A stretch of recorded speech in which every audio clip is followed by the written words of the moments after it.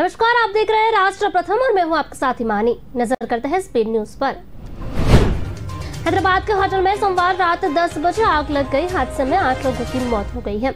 Hyderabad commissioner Shivanand ने एक agency को बताया कि फायर ब्रिगेड वक्त पर पहुंच गई थी। रेस्क्यू ऑपरेशन तेजी से चला गया और लेकिन धुआं काफी ज्यादा था और इस वजह से कुछ लोगों की जान चली गई है। प्रधानमंत्री नरेंद्र मोदी ने कहा कि डेयरी सेक्टर का सामर्थ्य न सिर्फ ग्रामीण अर्थव्यवस्था को गति देता है, बल्कि ये दुनिया भर में करोड़ों लोगों की आजीविका भी प्रमुख साधन है। मुझे विश्वास है कि ये सम्मेलन विचार, विशेषज्ञता और डेयरी क्षेत्र से जुड़ी परंपराओं को के स्तर पर एक दूसरे की जानकारी बढ़ाने और सीखने में बहुत बड़ी भूमिका निभाएगा। विश्व डेयरी समिति के उद्घाटन के मौके पर प्रधानमंत्री नरेंद्र मोदी ने कहा कि विश्व के अन्य विकसित देशों से अलग भारत में डेयरी सेक्टर की असली ताकत छोटे किसान हैं। भारत के डेयरी सेक्टर की पहचान बड़े पैमाने पर उत्पादन से ज्यादा बड़े समूह द्वारा उत्पादन की है। पीएम मोदी ने कहा कि आज भारत में डेयरी कोऑपरेटिव का एक ऐसा विशाल नेटवर्क है जिसकी मिसाल पूरी दुनिया में मिलना मुश्किल है। ये डेयरी का ऑपरेटिव देश के 2 लाख से ज्यादा गांव में करीब 2 करोड़ किसानों से दिन में 2 बार दूध जमा करते हैं और ग्राहकों तक पहुंचाते हैं। इस पूरी प्रक्रिया के बीच में कोई मिडलमैन नहीं होता और ग्राहकों से जो पैसा मिलता है उसका 70% से ज्यादा किसानों की जेब पे ही आता है। पूरे विश्व में इतना ज्यादा अनुपात किसी और देश में नहीं है। प्रधानमंत्री नरेंद्र मोदी ने कहा कि आज भारत पूरे विश्व में सबसे ज्यादा दूध उत्पादन करने वाला देश है। गुजरात पुलिस के इनकार के बाद आम आदमी पार्टी ने सोमवार को दावा करते हुए कहा कि अहमदाबाद में उसके कार्यालय में पुलिस के छापेमारी के पर्याप्त सबूत मौजूद है। अगर गुजरात के मुख्यमंत्री भूपेंद्र पटेल तलाशी के बारे में सभी सवालों के जवाब देने के लिए तैयार है तो सारे सबूत दिखाए जाएंगे। आपके मुख्य प्रवक्ता सौरभ भारद्वाज ने यहाँ पार्टी मुख्यालय में एक संवाददाता सम्मेलन में कहा कि पुलिस ने अहमदाबाद में पार्टी कार्यालय पर रविवार को अवैध रूप से छापा मारा। वे जबरन कार्यालय में घुस गए और अदालत के किसी वारंट या फिर आदेश के बिना 2 घंटे तक तलाशी लेते रहे। उन्होंने दावा किया कि पुलिस के दल ने सभी कंप्यूटरों को खंगाला, पार्टी कार्यालयों में रखे सभी दस्तावेजों की जांच की और वहां मौजूद लोगों से पूछताछ की। भारद्वाज ने कहा कि अहमदाबाद पुलिस इसलिए इनकार कर रही है क्योंकि उन्हें पार्टी कार्यालय पर अवैध तलाशी के दौरान आपके खिलाफ कुछ नहीं मिला।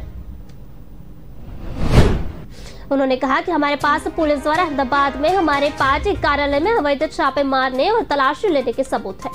हमारे लोग उन पुलिस अधिकारियों को जानते हैं जो वहां थे। अगर गुजरात के मुख्यमंत्री एक संवाददाता सम्मेलन करने और छापे से जुड़े सभी सवालों का जवाब देने के लिए राजी हो जाते हैं तो फिर हम सबूत पेश करने के लिए भी तैयार है। अहमदाबाद स्थित पार्टी दफ्तर पर छापे की खबरों के गुजरात केजरीवाल ने कहा कि गुजरात की जनता से मिल रहे अपार समर्थन से भाजपा बुरी तरह से बौखला गई है। आपके पक्ष में गुजरात में आंधी चल रही है। दिल्ली के बाद अब गुजरात में भी रेड करनी शुरू कर दी।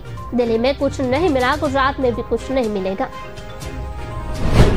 बिहार में अब हैसियत की सियासत शुरू हो गई है। नीतीश कुमार और उनके सिपह सालार रह चुके पूर्व केंद्रीय मंत्री आरसीपी सिंह एक दूसरे की हैसियत बता रहे हैं। इससे पहले सीएम नीतीश ने आरसीपी और उनकी हैसियत की याद दिलाई तो अब आरसीपी सिंह ने पलटवार करते हुए कहा, मेरी औकात उनसे ज्यादा है। आरसीपी ने कहा कि 1982 में जब वो सड़क पर घूम रहे थे तब मैं गांव में पढ़कर सिविल सर्विस की परीक्षा पास कर रहा था। इंजीनियरिंग पास करके बाद कभी कोई परीक्षा दिए थे, एक बार फिर नेवी की परीक्षा दिए थे, पास तक नहीं कर पाए थे, तब यह बयान पटना में दिया। बात करते हुए जब जेडीयू की तरफ से गद्दार कहे जाने वाले सवाल पर उनकी राय पूछी तब उन्होंने कहा कि 3 बार जनादेश का अपमान करने वाले से बड़ा कोई गद्दार नहीं हो सकता।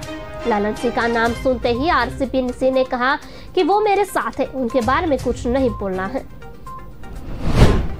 आरसीपी ने कहा कि यह नीतीश कुमार उन्हें नेता बताने वाले कौन होते हैं, उनकी क्या औकात है, आपको किससे बनाया नेता है, आप जन्मते ही नेता है क्या? 1977 में क्या औकात थी, एमएलए का टिकट मिला था, हार गए थे। 1980 में क्या हुआ था, हार गए थे आप। आपके मन में अगर मेरे प्रति कुंठा है तो कुंठा से ग्रसित मत होइए। लोकतंत्र में सभी की हैसियत बराबर होती है। भारत के संविधान में सभी बराबर हैं। आप मुख्यमंत्री क्यों है? क्योंकि जनता ने आपको चुना है। अपने आप नाम मुख्यमंत्री नहीं है, हट जाइए, खत्म कीजिए। जम्मू कश्मीर के हैदरपोरा में 15 नवंबर 1921 में सुरक्षा बलों के साथ एनकाउंटर में मारे गए आतंकी आमिर मागरे का शव कब्र से बाहर निकालने की मांग सुप्रीम कोर्ट ने ठुकरा दी है। आमिर के पिता लतीफ ने याचिका दाखिल कर मांग की थी कि अंतिम संस्कार के लिए उनके बेटे को शव को निकालने की मंजूरी दी जाए। जस्टिस सूर्यकांत और जस्टिस बीएस पादरीवाला ने बेंच ने कहा था कि इस बात का कोई सबूत नहीं है कि आमिर के शव का प्रशासन ने सही तरीके से अंतिम संस्कार नहीं किया। शव निकालने वाले का आदेश तब तक नहीं दिया जा सकता जब तक यह न दिखे कि इसे न्याय का हित हो रहा है। बेंच ने कहा कि आमिर के पिता की भावनाओं का हम सम्मान करते हैं, लेकिन कोर्ट कानून के अनुसार काम करता है। हालांकि बेंच ने आमिर के पिता लातिफ को उसकी कब्र पर प्रार्थना करने की अनुमति दे दी है। हैदरापुर में 15 नवंबर 2021 को सुरक्षा बलों के साथ मुठभेड़ के दौरान आमिर और उसके साथ 3 साथी मारे गए थे। पुलिस ने चारों को श्रीनगर से 17 किलोमीटर दूर हंदवाड़ा में दफना दिया था। एनकाउंटर के बाद आमिर के परिवार ने हाईकोर्ट का रुख किया था। जम्मू कश्मीर हाईकोर्ट की सिंगल बेंच ने मई 2022 में आमिर के शव निकालने की अनुमति दी थी, लेकिन प्रशासन ने तुरंत डबल बेंच में अपील कर दी। इस पर हाईकोर्ट की डबल बेंच ने सिंगल बेंच के फैसले पर पलट दिया और कहा कि शव को बाहर नहीं निकाला जा सकता। इसके बाद आमिर के परिवार ने सुप्रीम कोर्ट में अपील की थी। मनी लॉन्ड्रिंग के मामले में बॉलीवुड अभिनेत्री जैकलिन फर्नांडिस के खिलाफ दिल्ली पुलिस ने नया समन जारी कर दिया है। जारी समन के मुताबिक अब एक्ट्रेस को 14 सितंबर को पेश होने का आदेश दिया गया है। इससे पहले इस मामले में एक्ट्रेस पर जारी हुए समन के मुताबिक 12 दिसंबर को पेश होने के आदेश दिए गए थे, लेकिन पहले से निर्धारित कुछ कमिटमेंट्स की वजह से अभिनेत्री ने तारीख पर उपस्थित होने पर असमर्थता जताते हुए पुलिस ने दूसरी तारीख की मांग की। इससे पहले बीते दिन दिल्ली पुलिस की आर्थिक अपराध शाखा ने अभिनेत्री से सोमवार को होने वाली पूछताछ को स्थगित कर दिया था। पुलिस ने जानकारी दी थी कि इस संबंध में जैकलिन को एक और समन जारी किया जाएगा। दरअसल एक्ट्रेस ने दिल्ली पुलिस को ईमेल के जरिए जानकारी दी थी कि पहले से ही तय कुछ कमिटमेंट्स की वजह से वह 12 सितंबर को होने वाली जांच में शामिल नहीं हो पाई थी। इसके बाद उन्होंने नई तारीख की भी मांग की थी। गौरतलब है कि दिल्ली पुलिस ने कथित तौर पर सुकेश चंद्रशेखर से जुड़े 200 करोड़ रुपए की रंगदारी मामले में जांच में शामिल होने के लिए जैकलिन को तलब किया है। प्रवर्तन में निदेशालय में अपनी चार्जशीट को बनाई। ईडी के चार्जशीट से पहले कहा गया कि जैकलिन को सुकेश के आपराधिक मामलों में शामिल होने की जानकारी थी। इसके बाद भी उन्होंने सुकेश के आपराधिक रिकॉर्ड के नजरअंदाज करते हुए उनके साथ वित्तीय लेन देन किया। मनी लॉन्ड्रिंग के मामले में सामने आने के बाद से एक्ट्रेस कई बार ईडी के सामने पूछताछ के लिए पेश हो चुकी है। ज्योतिष पीठ बद्रीनाथ और शारदा पीठ द्वारका के शंकराचार्य स्वामी स्वरूपानंद स्वामी सरस्वती के उत्तराधिकारियों के नाम सोमवार को दोपहर को घोषित हो गए हैं। स्वामी अवमुक्तेश्वरानंद के ज्योतिपीठ के बद्रीनाथ और स्वामी सदानंद को द्वारका शारदा पीठ का प्रमुख घोषित किया गया है। उनके नामों की घोषणा शंकराचार्य जी के पार्थिव देह के सामने की गई है। स्वरूपानंद स्वामी का 98 वर्ष की आयु में रविवार को निधन हो गया था। उन्होंने ज्योतेश्वर स्थित परमहंस गंगा आश्रम में दोपहर करीब 3:30 बजे अंतिम सांस ली। उनके अंतिम दर्शन करने के लिए बड़ी संख्या में भक्त नरसिंहपुर पहुंच रहे हैं। उनके पार्थिव देह आश्रम के गंगा कुंड स्थल पर रखी गई है। मध्य प्रदेश के गोटेगांव तहसील के चौतेश्वर में ब्रह्मलीन शंकराचार्य स्वामी स्वरूपानंद सरस्वती की पार्थिव देह को अंतिम दर्शन के लिए रखा गया है। शंकराचार्य के दर्शन करने देश प्रदेश के कई शहरों से श्रद्धालु आ रहे हैं। मुख्यमंत्री शिवराज सिंह चौहान ने राजकीय शोक की घोषणा की। राजकीय सम्मान के साथ उन्हें समाधि दी जाएगी। सोमवार को मध्य प्रदेश के मुख्यमंत्री शिवराज सिंह चौहान के साथ ही पूर्व मुख्यमंत्री कमलनाथ और केंद्रीय मंत्री प्रहलाद पटेल ने अंतिम दर्शन किए। शिवराज ने इस अवसर पर कहा कि हमें धर्म के ध्वजवाहक, हमारी संस्कृति एवं जीवन मूल्यों के पोषक योद्धा सन्यासी जिन्होंने देश को आजाद कराने की लड़ाई लड़ी और करोड़ भक्तों के सम्मान पर चलने की प्रेरणा दी, ऐसे परम पूज्य शंकराचार्य जी महाराज ब्रह्मलीन हो गए हैं। नक्सल प्रभावित क्षेत्रों में अवोध्याक ठिकाने पर पहुंचकर उन्हें तबाह करना, जम्मू कश्मीर में आतंकियों के खिलाफ रोजाना हो रहे ऑपरेशन और उत्तर पूर्व में उग्रवादियों पर नकेल कसना, इन सभी में सीआरपीएफ के जाबाज ग्राउंड कमांडर की अहम भूमिका है। इसके बावजूद केंद्र सरकार इनके साथ सौतेला व्यवहार कर रही है। नतीजा सीआरपीएफ के युवा अफसर 8-10 साल के बाद फोर्स को अलविदा कर रहे हैं। पिछले 5 से 6 सालों में 150 से अधिक सीधे नियुक्त राजपत्रित अधिकारियों ने नौकरी छोड़ दी है।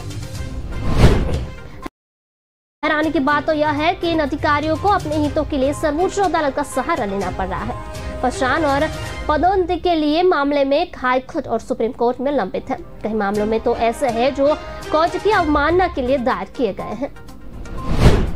केंद्र सरकार ने अदालत के आदेश के बावजूद संगठित सेवा का दर्ज देने जैसे कई फैसलों को जानबूझकर लागू ही नहीं किया।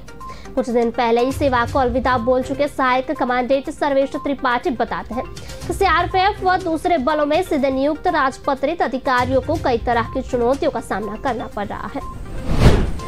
बात केवल पदोन्नति या दूसरे आर्थिक फायदों की नहीं है, यहाँ तो पहचान के लिए लड़ना पड़ रहा है। सीआरपीएफ में मेडिकल कैडर, मिनिस्ट्रियल और यहाँ तक कि वेटरनरी डॉक्टर को भी समय पर पदोन्नति मिल नहीं जाती, मगर एग्जीक्यूटिव कैडर के साथ हर मामले में भेदभाव होता है। हरियाणा की बीजेपी नेता सोनाली फोगाट के मर्डर की जांच में अब सीबीआई करेगी। गोवा सरकार ने इस केस की सीबीआई जांच करवाने का फैसला लिया। इसके लिए केंद्रीय गृह मंत्रालय को लेटर लिखा गया है। इस पर केंद्रीय गृह मंत्रालय ने भी सीबीआई की जांच को सिफारिश कर दी है। इसकी जानकारी गोवा के सीएम प्रमोद सावंत ने दी। उन्होंने कहा कि लोगों की लगातार डिमांड आ रही थी कि मामले की जांच सीबीआई से हो। इसके अलावा सोनाली की बेटी यशोधरा भी लगातार सीबीआई की जांच की मांग उठा रही थी। उन्हें कहा कि हमें अपनी तरह पुलिस पर भरोसा है। पुलिस जांच सही दिशा में कर जा रही है। कई फ्लू भी पुलिस को हासिल हुए, लेकिन लोगों और उनकी बेटी की मांग को ध्यान में रखते हुए यह केस अब सीबीआई को दिया जा रहा है। गौरतलब है कि सोनाली फोगाट 23 अगस्त की सुबह गोवा के एक रिजॉर्ट में मृत मिली थी। जब वो मृत मिली तब उसके समय सोनाली फोगाट का पीए सुधीर सांगवान और सुखविंदर ही उसके साथ थे। सोनाली ने मंगलवार सुबह 8 बजे से उसके भाई को फोन करके मौत की सूचना दी और उसके बाद परिवार के सदस्यों फोन उठाना बंद कर दिए। परिवार का आरोप है कि सुधीर सांगवान और सुखविंदर ने ही सोनाली का मर्डर किया है। सुधीर की नजर सोनाली की प्रॉपर्टी पर थी। प्रॉपर्टी हड़पने के लिए उसने सोनाली की हत्या की है। मामले में सीबीआई जांच के लिए सोनाली फोगाट की बेटी यशोधरा ने प्रधानमंत्री नरेंद्र मोदी और हरियाणा के मुख्यमंत्री मनोहर लाल खट्टर को ट्वीट किया था। पंजाबी गायक सिद्धू मूसेवाला की हत्या के मामले में राष्ट्रीय जांच एजेंसी दिल्ली, एनसीआर, हरियाणा और पंजाब में कई जगहों पर छापेमारी की है।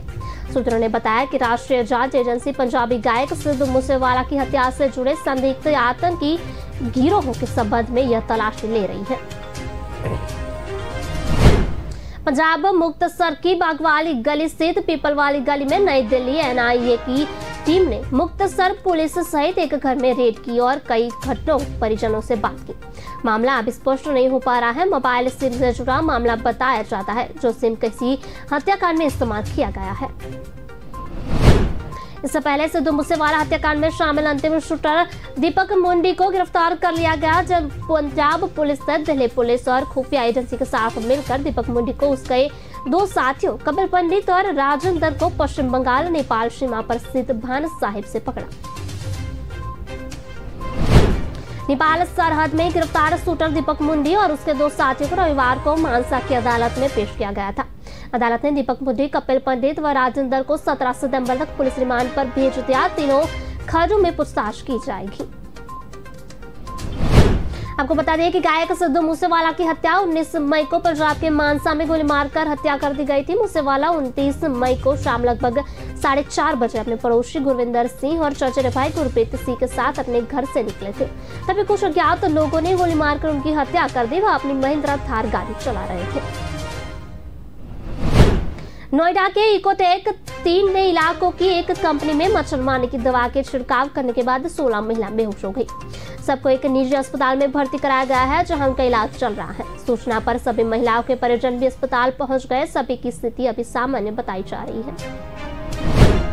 गौतम बुद्ध नगर पुलिस ने बताया कि रविवार को इकोटेक तीसरी क्षेत्र के अंतर्गत एक प्राइवेट कंपनी के कर्मचारियों को पुलिस की सूचना थी। कंपनी में मच्छर मारने की दवा छिड़कवाई गई थी। इसके चलते कंपनी में काम करने वाली 16 महिलाएं दवा के असर से बेहोश हो गई। सूचना मिलने के बाद पुलिस टीम मौके पर पहुंची। सभी महिलाओं को पास एक नजदीकी प्राइवेट अस्पताल में भर्ती कराया गया, जहां डॉक्टरों ने प्राथमिक उपचार के बाद सभी खतरों से बाहर बताया है। पुलिस का कहना है कि किसी भी प्रकार की कोई शिकायत नहीं मिली है। अगर मामले में किसी खिलाफ शिकायत मिलती है तो कार्रवाई की जाएगी। फिलहाल सभी महिलाओं के परिजनों को सूचना दे दी गई है, वह सभी अस्पताल में मौजूद है। मेघालय के जोंतिया पहाड़ियों के शांगपुंग गांव में मॉब ब्लीचिंग का एक सनसनीखेज मामला सामने आया है। यह शनिवार को गांव के कुछ लोगों ने 4 लोगों की पीट कर हत्या कर दी। पता जा रहा है कि भीड़ को उन 4 लोगों के बारे में यह संदेश हुआ कि वो चारों जिवाई जिला जेल से फरार हुए हैं।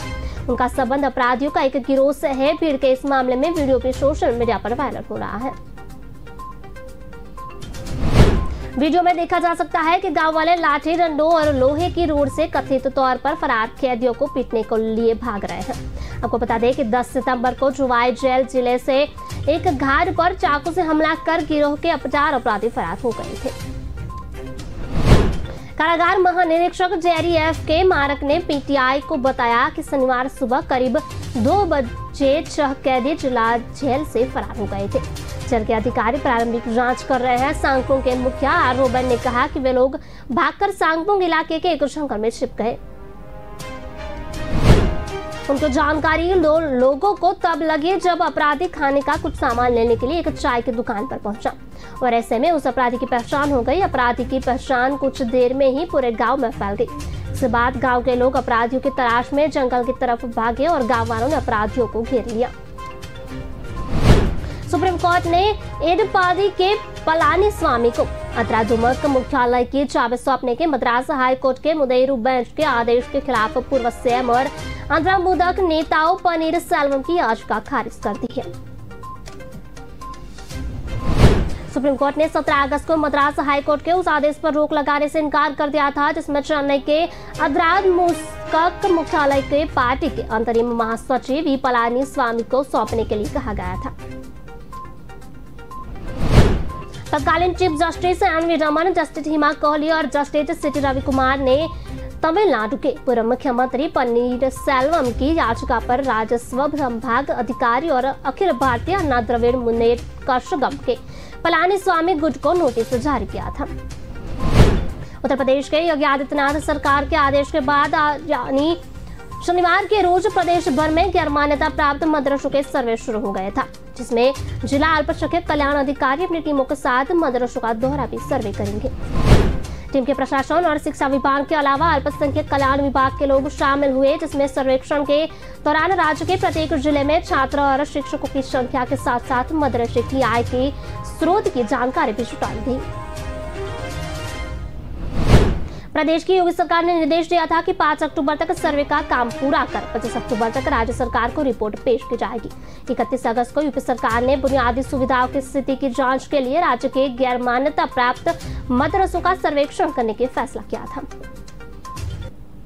आज के स्पीड न्यूज में बस इतना ही। खबरों को विस्तार से पढ़ने के लिए आप हमारी वेबसाइट का भी प्रयोग कर सकते हैं। हमारे वेब का पता है www.kalamkartavya.com।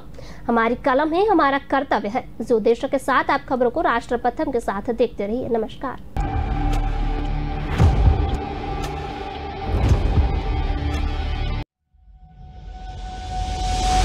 लहरों से डरकर नौका